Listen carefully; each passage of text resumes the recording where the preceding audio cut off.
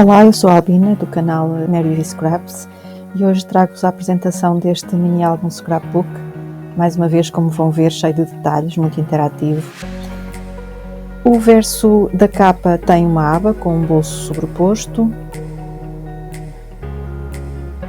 Esta aba fecha mais um bolso, criando um espaço duplo e funcional.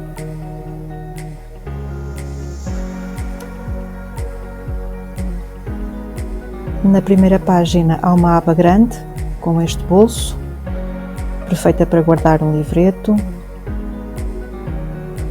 E depois há um bolso grande adicional com um desdobrável, onde cabem várias fotografias.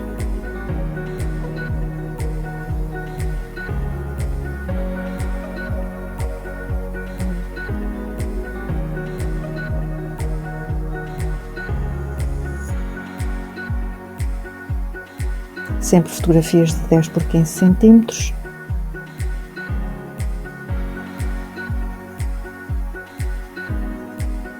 A página 2 tem um bolso aberto com um tapete para 2 fotografias.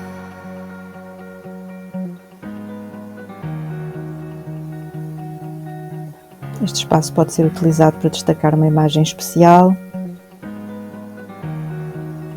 E já na página 13 encontramos 2 abas que se abrem. Esta leva uma foto, mais uma aba que revela uma área ampla com espaço para uma foto grande, seja na vertical, seja na horizontal, e depois fecha a estrutura com os photomats. Na página 4 há novamente uma aba grande com bolso. São sempre bons os bolsos para guardar photomats ou outras lembranças.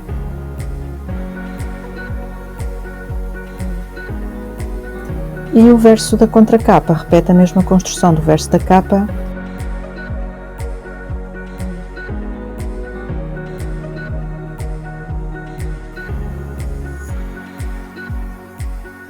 Aqui mais um bolso com photomats.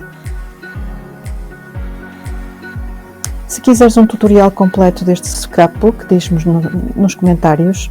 Obrigada por assistires até ao fim. E já sabes, se gostaste do vídeo, deixa o teu gosto, subscreve o canal, ativa o sininho, é porque isso ajuda o YouTube a mostrar este conteúdo a mais pessoas e permite-me continuar a criar ideias criativas contigo. Até ao próximo vídeo!